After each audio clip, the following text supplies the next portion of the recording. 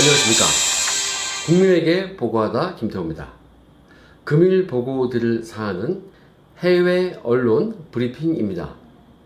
오늘부터 제가 해외 언론 동향을 보고드릴 건데요. 왜 해외 언론이냐? 지금 국내 언론 상황은 좌 아니면 우죠. 중간이 없어요. 그래서 우리나라 국내 현안에 대하여 객관적인 보도를 할 수 있는 그런 상황은 아닌 것 같습니다. 그래서 제3자적인 측면에서 해외에서 우리나라 국내 상황을 봤을 때 어떻게 보일까? 이게 조금 더 객관적이지 않겠습니까? 그래서 해외 언론 브리핑을 생각하게 되었습니다. 오늘부터 시작해서 제가 수시로 의미 있는 해외 단신이 있을 때마다 보고를 드리겠습니다. 신문이니까 제가 잠시 어떤 해외 단신이 있는지 제가 읽겠습니다. 로이터 통신 서울 앤 도쿄발 뉴스입니다. 일본이 7월 수출 규제 조치 이후에 처음으로 한국에 대한 수출을 허가했다. 그렇지만은 경고를 동반했다. 이런 내용입니다. 일본은 7월 수출 규제 조치를 한 이후에 처음으로 하이테크 소재 일종의 한국 수출을 승인했으나 정치적 압박을 강화했고 한국에 대한 수출 시 규제 품목을 확대할 수 있다고 경고했다. 이런 단신인데요. 일본 세코 경제산업상은 개별 수출 허가에 대해서는 공표하지 않았습니다. 하지만 한국 정부로부터 이 수출 규제 조치가 금수 조치라는 부당한 비판을 받고 있다라면서 기자회견에서 밝혔습니다. 자신들의 보기에 좀 이건 잘못된 내용이 나온다. 한국의 조치가 좀 부당하다. 이럴 경우에는 수출 규제 대상 품목을 7월경에 지정된 3개 품목에서 더욱더 확대할 수 있다. 이런 내용이었습니다.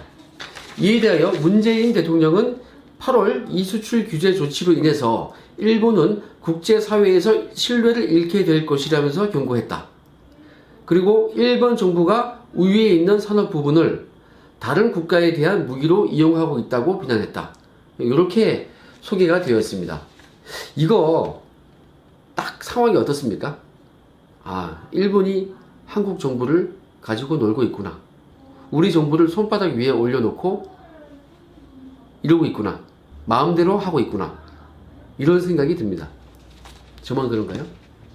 다음 디플로마트 외신 보도입니다. 한국에서 반일 운동에 반대하는 목소리가 커지고 있다. 이런 보도가 나왔습니다. 상당히 의미가 있죠.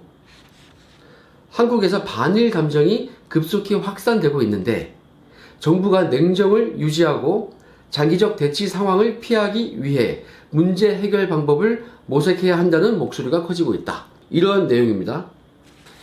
한국의 일부 정치인들은 이 상황을 해결하기보다는 선거에 이용하는 데 관심이 있다는 것이 명백해지고 있다. 이 제대로 찝었죠?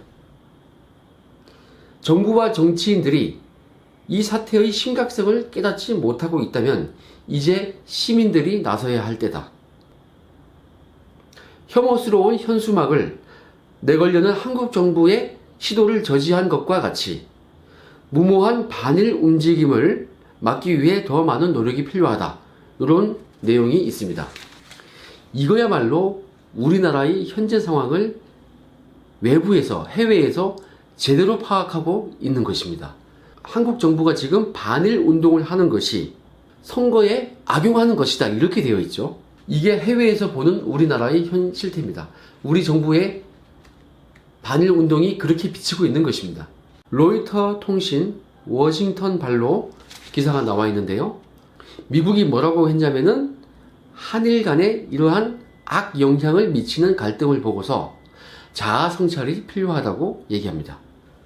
마크 네퍼 미 국무부 한국-일본 담당 동아태 부차관보는 헤리티 재단이 워싱턴 DC에서 한일 무역 분쟁을 주제로 개최한 세미나에 참석했습니다.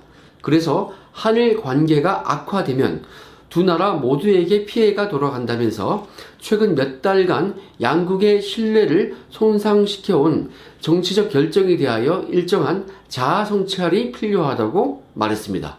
그리고 네퍼 부차관보는 한일 관계의 경제적 안보적 측면에 악영향을 주는 긴장 고조를 막기 위해 신중함이 요구된다고 믿는다면서 양국 지도자로부터 차분하고 확신에 찬 말이 나온다면 각자의 나라에 비슷한 반응을 불러올 것이라고 조언했습니다. 최근 러시아와 중국이 동해상에서 합동정찰 비행에 나서는 등 북한과 러시아, 중국으로부터 공동의 도전에 직면한 상황을 언급하면서 네퍼 부차관보는 한미일 동맹 간 생산적이고 건설적인 관계를 보장하는 것이 매우 중요하다고 강조했습니다. 이거는 한일 양쪽에 이런 갈등에 대한 책임이 있으니까 좀 잘해라 이런 내용으로 얼른 보입니다. 그런데 행간의 의미를 잘 새겨봐야죠. 자아 성찰이 필요하다고 했는데 지금 일본과 미국이 그 밀월 관계가 얼마나 돈독합니까? 이제 사귄 지 얼마 안 되는 애인 사이 같이 100일 커플 나눈 것 같이 얼마나 지금 달콤합니까? 그런 일본한테 미국이 자아 성찰이 필요하다고 얘기한 것이 진심일까요? 우리나라와 일본에게 동시에 자아 성찰이 필요하다고 얘기했는데 이거는 우리한테 한 말이죠. 겉으로는 일본과 우리에게 공통으로 얘기한 것 같이 보이지만 거기는 사랑하는 애인이고 우리는 버림받은 애인이에요. 옛날 애인이에요. 너 나한테 다시 예쁨 받고 싶으면 좀 잘해라. 이 말입니다. 제가 너무 비약적인 말을 했나요? 저는 그렇게밖에 안 들려요. 저희 해석입니다. 여러분은 어떻게 생각하십니까? 자, 제가 오늘 해외 단신 동향 보고를 처음 시도했는데요. 반응이 좋으면은 수시로 제가 단신 보고를 하겠습니다. 제가 영어 실력이 되면은 쏠라 할 건데 그건 안 되고 해서 이렇게 해석된 내용으로 보고를 드렸습니다. 오늘 방송 여기까지 하겠습니다. 또 찾아뵙겠습니다. 감사합니다.